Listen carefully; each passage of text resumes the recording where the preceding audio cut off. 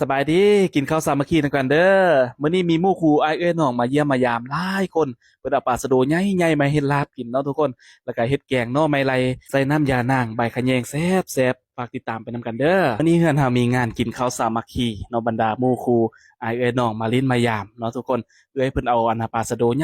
หญ่ๆมาแต่ข้อยก็บ่เคยกินจักเทื่อเนาะแล้วก็จะมีแกงหน่อไม้ไล่เด้อทุกคนอันนี้แม่เฒ่ากำลังใจอยู่เนาะ ควรเราก็จะได้ซีนมันประมาณนี้เนาะปลาสะโดตัวหนึ่งสองโลไปทุกคนได้หลายส่วนหัวกับกระดูกมันก็จะตัดเฮ็ดแกงส้มเนาะบ่ฮู้ว่าสิเฮ็ดหยังกินเนาะเพราะบ่เคยกินจักเทื่อปลาสะโดเคยกินแต่ปลาคอกับปลากั้งเนาะก็เลยตกลงกันว่าเฮ็ดลาบกินเนาะมือครัวเฮากำลังฟักอยู่เนาะอันนี้ก็จะเป็นมะเขือเสียบใหม่แล้วก็จะมาจี้ไฟแบบนี้ทุกคนลาบทางเหนือเด้อใส่มะเขือนี่เนาะแล้วก็มาข้าวเบื่อปะไปใส่แกงเนาะ นี่ส่วนประกอบของแกงหน่อเฮาก็จะมีหน่อไม้ไล่ต้มสุกแล้วเนาะแล้วก็น้ำยานางผักเนาผักกะแยงจี้มักเผ็ดดิบใส่มะเขือที่เฮาจี้ก็จะจี้ให้ดำๆแบบนี้เด้อทุกคนเนาะก้อยลาบทางเหนือมันจะใส่แบบนี้เด้อไผเฮ็ดคือกันแดคอมเมนต์มาเด้อหลังจากเผามะเขือไหม้ได้ทีแล้วก็สิเอามาตำให้มุนให้ละเอียดเลยซีนปลาสะโดที่เฮาฟักก็สิได้ประมาณนี้เนาะตัวเดียวจนเต็มถ้วยเด้อทุกคนแล้วก็จี้หัวกระเทียมใส่มีทั้งมะเขือแล้วก็หัวกระเทียมใส่เนาะจะตำให้มันมุนๆแบบนี้ยังบ่ดำดีปานใดเทื่อเนาะ โอ้ยบันไล่เราทุกคนนางเพิ่นเฮ็ดนำยานางตกแตกเนาะ3ธงเหลือแต่ธงเดียว หัวใจสำคัญของการแกงนอกก็คือน้ำใบยานางนี่แหละทุกคนจะเอาน้ำดื่มป่นซะเด้หลังจากตำข้าวเบื่อตำมักเผ็ดละเอียดได้ทีแล้วก็สิเอาลงหม้อเลยเนาะตามด้วยหน่อไม้ไล่ลงไปหน่อไม้นี่แม่นต้มสุกเด้อทุกคนเนาะซื้อเอาอยู่ตลาดมามื้อเช้ามายามอุดมไสต้องได้กินแกงหน่อไม้ไล่เด้อหลังจากนั้นก็ทำการข่างหม้อเลยเนาะสมบรรยากาศทุ่งนาเช่นเก่าเช่นเดิม มื้อนี้ก็ฝนคือว่าปล่อยๆได้หน่อยหนึงเนาะบุดแดดบุดฝนอยู่ แล้วก็เฮ็ดแจ่วน้ำปูแดเนาะแม่เฒ่าตำแจ่วน้ำปูมาแต่หลวงน้ำท่าค้อนแซ่บความหอมทุกคนเหนียวๆคุ้นๆแบบนี้เลยทุกคนค้อนแซ่บ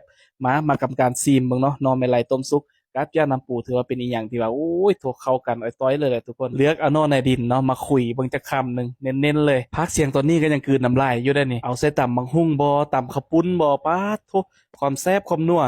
หม้อแกงนอกกับฟดได้ทีแล้วเนาะเกียมสิสุกแล้วก็มาเติมผักขะแยงลงไปทุกคนผักขะแยงแล้วก็ผักเนาเนาะขาดบ่ได้เด้อผักขะแยงนี่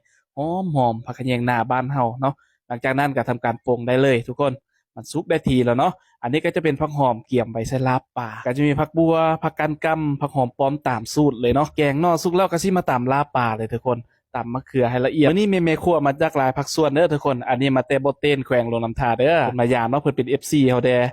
หลังจากนั้นก็เอาน้ำร้อนที่เราต้มบางกีลงไปเนาะบางครั้งบางน้ำยังมีอายหอนอยู่เนาะเพิ่นเอาลงรสใจหอนโพดแห้งข้นแห้งโคเลแห้งหลายๆเด้อทุกคนสูตรท้องถิ่นไผท้องถิ่นมันเนาะทางภาคเหนือของประเทศไทยก็น่าจะเฮ็ดแบบนี้คือกันถ้ามี FC ได้เห็นก็คอมเมนต์บอกได้เด้อมื้อนี้มีอบเป็ดแดเนาะหลังจากนั้นเขาก็จะมาทักทายหมู่คู่เนาะทุกคนมื้อนี้แขกมาจากหลายภาคส่วนอีดีโดยที่บ่ได้นัดหมายกันเนาะก็คือแขกเมียมาแต่บ่เต็นเนาะทุกคนหมู่คู่เมียเพิ่นมาวัดเมืองหลาแล้วก็เพิ่นได้โทรหากันเนาะแล้วก็มาเยี่ยมมายามกันเลย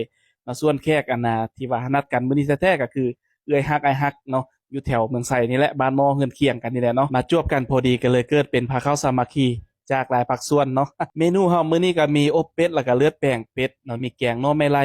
มีลาบปลาสะโดกินข้าวแล้วก็เริ่มทยอยกันร้องเพลงเนาะเจ้าภาพได้เปิดก่อนเพิ่นว่าข้อยก็ใส่ไปเนาะเพลงหนึง ตามลำดับเด้อทุกคนกินข้าวสามัคคีนำกันเด้อม่วนๆมันๆนำกันเนาะ โดนๆจึงจะได้พอบรรยากาศแบบนี้หมู่คู่อ้ายเอ้ยน้องมาเยี่ยมมายามร่วมพาข้าวสามัคคีซึ่งเป็นพาข้าวที่สุดแสนพิเศษและก็อบอุ่นที่สุดเนาะถ้ามักคลิปแบบนี้ก็ฝากกดติดตามกดไลค์กดแชร์ให้ได้เด้อมาเด้อทุกคนกินข้าวสามัคคีนำกันขอบใจทุกๆการติดตามการรับชมเด้อ